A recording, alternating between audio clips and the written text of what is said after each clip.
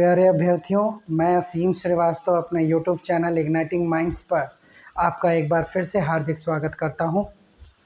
प्यारे अभ्यर्थियों, मेरा यह वीडियो बीपीएससी के मुख्य परीक्षा के सामान्य अध्ययन प्रश्न पत्र में इतिहास विषय को लेकर बनाया जा रहा है। इस वीडियो से आप यह जान पाएंगे कि बीपीएससी के मुख्य परीक्षा के बदले हुए पैटर्न के अनुसार आप इतिहास की तैयारी किस प्रकार करें कि कम मेहनत में आप अधिक से अधिक अच्छा प्रदर्शन कर पाएं। इसमें मैं आपकी पूरी मदद करने जा रहा हूं। प्यारे अभ्यर्थियों, पहले जो बीपीएससी की मुख्य परीक्षा होती थी उसमें सामान्य अध्ययन प्रश्न पत्र संख्या 1 हो या प्रश्न पत्र संख्या 2, तो जहाँ तक इतिहास की बात है, जनरल स्टडीज़ पेपर 1 में 38 नंबर के 3 प्रश्नों को लिखना पड़ता था और उसके लिए शुरू में 5 प्रश्न, 4 प्रश्न और अंत में तो 6-7 प्रश्नों के विकल्प दिए जाते थे, जिसमें से आप कोई 3 बढ़िया प्रश्न चुनकर लिखिए। लेकिन 68वीं मुख्य परीक्षा से पैटर्न बदल दिया गया और अब एक 38 नंबर का सवाल 5 छोटे छोटे शॉर्ट आंसर टाइप क्वेश्चंस में बदल दिया गया और 5 प्रश्नों को 7 या 8 नंबर का बनाकर कुल 38 नंबर का कर दिया गया, जिसमें 3 प्रश्न जो होते हैं वो 8 नंबर के होते हैं और 2 प्रश्न 7-7 नंबर के होते हैं। इस तरह से कुल 38 नंबर का एक सवाल और बाकी 2 सवाल 38 मार्क्स के दीर्घ उत्तरीय प्रश्न होते हैं। इस तरह से देखें तो इस तरह का सवाल, इस तरह का जो पैटर्न है इतिहास पे भी लागू है, इंडियन पॉलिटी पे भी लागू है, इंडियन ज्योग्राफी पे भी लागू है और साइंस एंड टेक्नोलॉजी पे भी लागू है, जिसमें अब शॉर्ट नोट्स को इंक्लूड कर दिया गया लॉन्ग आंसर टाइप क्वेश्चन के साथ। इससे हुआ क्या कि अब चूज़ एंड पिक करने का जो एक दायरा था वो बड़ा सीमित हो गया और एक आप हॉलिस्टिक अप्रोच में पूरा पढ़ें, ये अब अनिवार्य हो गया।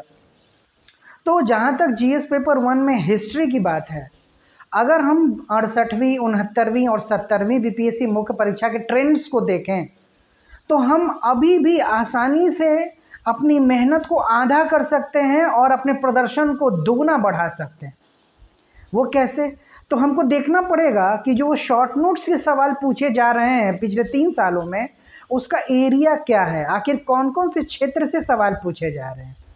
तो अगर मैं इसमें आपकी मदद कर पाऊँ तो मैं बताना चाहूँगा कि 68वीं, 69वीं, 70वीं में जो शॉर्ट नोट्स पूछा गया उसमें जो 5 शॉर्ट नोट्स पूछे गए उसमें एक सवाल संवैधानिक विकास से रहता है। मतलब भारत में पहले ईस्ट इंडिया कंपनी का शासन रहा और फिर 1858 से ब्रिटेन का प्रत्यक्ष शासन रहा ब्रिटिश क्राउन के नाम पर।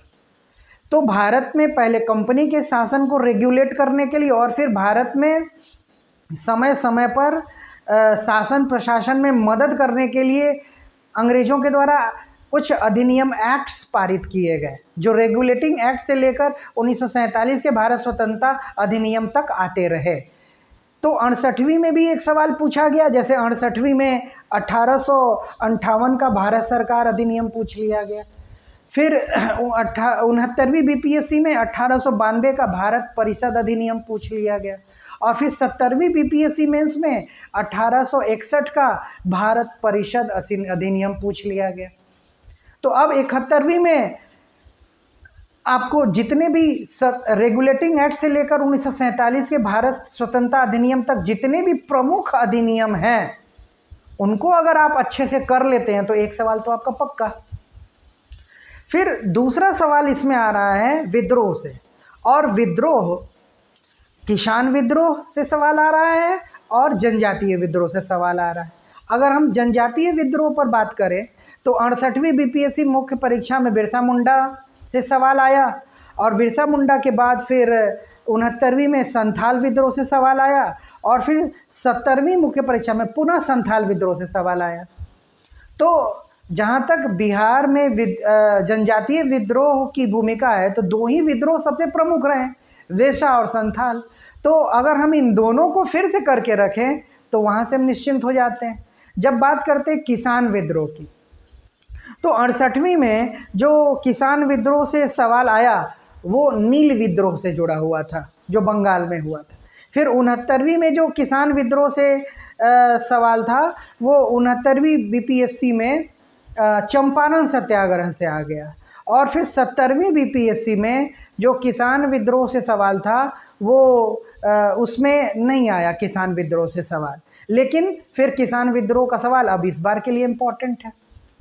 तो इस तरह से जनजातीय विद्रोह, किसान विद्रोह और संवैधानिक विकास रेगुलेटिंग एक्ट से भारत स्वतंत्रता अधिनियम तक कर लेते हैं तो हमारे 3 प्रश्न तो हम कंप्लीट कर लेंगे।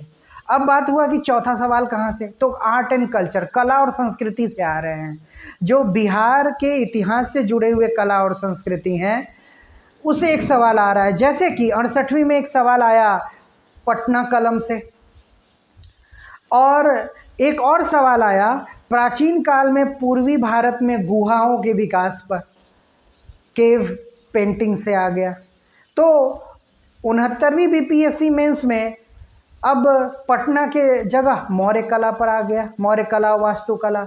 और फिर ये गुहा चित्रकारी, जो केव पेंटिंग, गुफा चित्र, वो पुनः पूछ लिया गया। और फिर 70वीं में आर्ट एंड कल्चर से पुनः मौर्यकालीन कला, वास्तुकला पूछ लिया गया। तो आप तो जानते हैं कि बिहार के मेंस में, सिलेबस में, हिस्ट्री में, आर्ट एंड कल्चर में पटना, मौर्य और पाल है।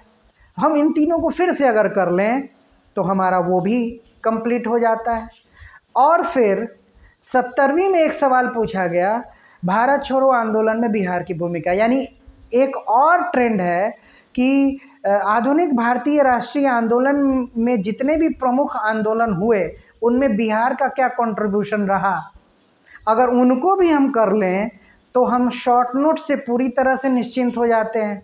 और एडिशनली मतलब सुपर सिक्योर होने के लिए अगर हम 1905 से 1947 तक भारतीय राष्ट्रीय आंदोलन के दौरान जितनी भी महत्वपूर्ण घटनाएं हुई, अगर उनका हम शॉर्ट नोट्स अच्छे से तैयार कर लें, जिसमें भटके ना और टू द पॉइंट बातें लिख दें, तो हम निश्चित रूप से इन 5 प्रश्नों को हर हाल में कर पाएंगे।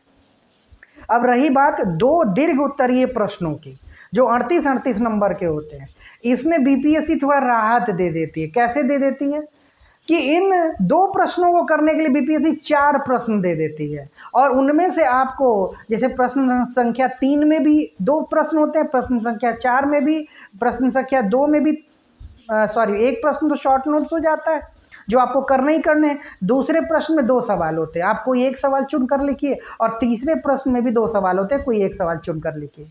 तो बात है कि आखिर जो 38 नंबर वाले सवाल हैं वो किन किन टॉपिक को किया जाए ताकि हमारी मेहनत आधी हो जाए। तो अगर आप ध्यान से देखेंगे 68वीं से लेकर 70वीं तक, तो आखिर किन किन क्षेत्र को चुना गया है अब तक बीपीएससी में इन सवालों को पूछने के लिए। तो एक सवाल, इसमें से 2 सवाल जो होते हैं ना वो गारंटीड आधुनिक भारत के इतिहास से होते हैं।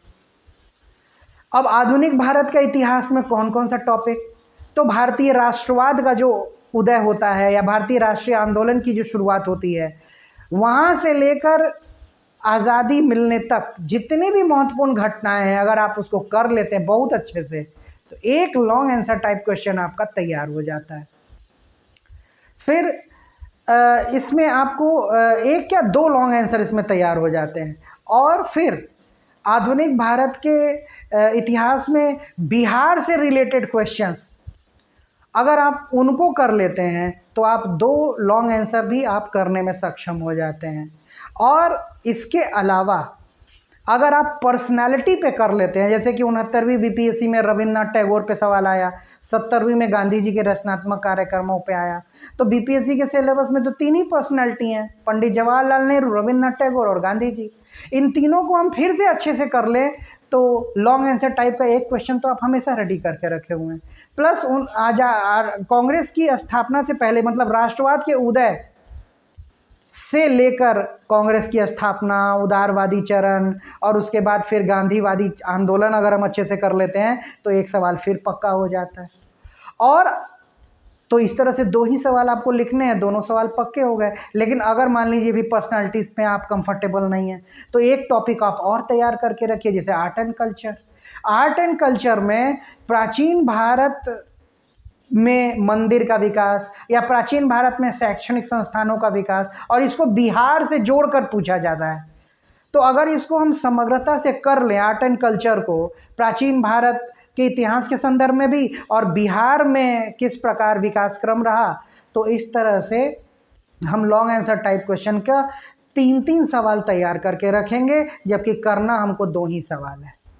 और इस तरह से हमारी आधी जो मेहनत है वो कम हो जाएगी, और कम पढ़ेंगे और टारगेटेड पढ़ेंगे तो चीज़ें याद रहेंगी, और बिना भटकाव के आप सीधा उत्तर लिखेंगे। अब मैं आपकी कैसे मदद करूँगा? तो बहुत जल्द मेरा ऐप आने वाला है एंड्रॉयड पे, हालांकि आईफोन का है, लेकिन स्टूडेंट्स के पास स्वाभाविक है कि आईफोन बहुत कम स्टूडेंट के पास होंगे, लेकिन बहुत जल्द हफ्ते से 10 दिन के अंदर मेरा एंड्रॉयड ऐप आ रहा है। अब मैं उस ऐप पर आपको कैसे बीपीएससी मेंस में हिस्ट्री या ज्योग्राफी, डेटा इंटरप्रेशन, स्टैटिस्टिक्स और ऐसे की तैयारी करवाऊँगा। तो हिस्ट्री की कैसे तैयारी कराऊंगा? तो मैंने अपने अनुभव के आधार पर और बहुत ज़्यादा पिछले 15-20 साल के बीपीएससी के प्रश्न पत्रों का ट्रेंड एनालिसिस किया हुआ है, और मैंने उन 5 शॉर्ट नोट्स को लिखने के लिए 40 टॉपिक चुने हुए हैं, और उन 40 टॉपिक्स का मैंने बहुत ही अच्छा उत्तर बनाया हुआ है। उसी तरह दीर्घ उत्तरीय प्रश्नों को पिछले 20 साल में बीपीएससी ने दीर्घ उत्तरीय प्रश्न में कौन कौन सवाल पूछे हैं और किन किन टॉपिक से आते रहे हैं, उन सब का मैंने 15 टॉपिक तैयार किया हुआ है। इस तरह से 15 क्वेश्चंस दीर्घ उत्तरीय टॉपिक्स को लेते हुए, कोई ऐसा टॉपिक नहीं है, मान लीजिए अगर मैंने कहा कि भारत में राष्ट्रवाद का उदय कैसे हुआ है, भारतीय राष्ट्रीय आंदोलन के पीछे क्या ब्रिटिश नीतियाँ उत्तरदायी थी, ये दोनों सवाल बीपीएससी ने पूछा हुआ है। तो इस तरीके से करेंगे कि अगर कोई नया क्वेश्चन भी इस टॉपिक से आता है तो आप वो कर पाएंगे। तो इस तरह से मैंने शॉर्ट नोट्स के लिए भी करीब 40 टॉपिक सेलेक्ट किए हुए हैं, और लॉन्ग आंसर टाइप के लिए भी 15, या अगर सिर्फ बढ़ाना पड़ा तो और ज़्यादा, लेकिन 15 तो पक्का, ताकि आप हर हाल में 5 सवाल शॉर्ट नोट्स के कर पाएँ और हर हाल में 2 लॉन्ग आंसर बहुत अच्छे से लिख पाएँ। न केवल मैं इन टॉपिक्स को आपको पढ़ाऊँगा, बल्कि मैं एकदम टारगेटेड आपको नोट्स भी उपलब्ध कराऊँगा, और इसके लिए मैं बहुत ही कम शुल्क, क्योंकि शुल्क से मोटिवेशन मिलता है, तो और अच्छा काम करने की प्रेरणा मिलती है, और जाहिर सी बात है कि वो ज़रूरी भी है। इसीलिए मैं इतिहास के लिए मात्र आपसे 499 रुपये लूँगा, और मैं इस तरीके से इतिहास की तैयारी कराऊँगा कि इतिहास के सारे प्रश्न आप कर पाएँ। और उसी तरीके से मैं भूगोल की भी तैयारी कराऊंगा। जब मैं उसका ट्रेंड एनालिसिस कर लूँगा तो मैं एक नया वीडियो बनाऊंगा भूगोल के लिए, और उसी तरीके से डीआई और एसए पर भी मैं काम करूंगा, मैं मेरी टीम के साथ, और मेरे सीनियर हैं वो भी एक्सपर्टीज़ हैं, वो स्टैटिस्टिक्स और एसए राइटिंग के, उनको मैं लेकर आऊँगा और आपके ये विषय की मैं तैयारी करवा दूँगा। तो मैं उम्मीद करता हूँ कि आप मेरे इस वीडियो से सहमत हुए होंगे, और जल्द ही जैसे ही मेरा ऐप आता है मैं आपको नोटिफाई करूँगा, आप लोग उससे जुड़िएगा, और मेरे उस बीपीएससी मेंस को लेकर जो हिस्ट्री और ज्योग्राफी के मेरे कोर्स होंगे उससे लाभान्वित होइएगा। और विश्वास भी है मुझे कि आपको हर हाल में प्रश्न भी दिखेंगे, ताकि आप भटकाव से बचेंगे और टू द पॉइंट बेहतरीन उत्तर लिखकर कॉन्फिडेंस को बढ़ाएंगे। तो इसी के साथ मैं इस वीडियो को अभी समाप्त करता हूं, और जैसे ही मेरा ऐप आता है मैं आपको नोटिफाई करूंगा, और फिर हम लोग मिलकर तैयारी करेंगे। तब तक के लिए आपका बहुत बहुत धन्यवाद।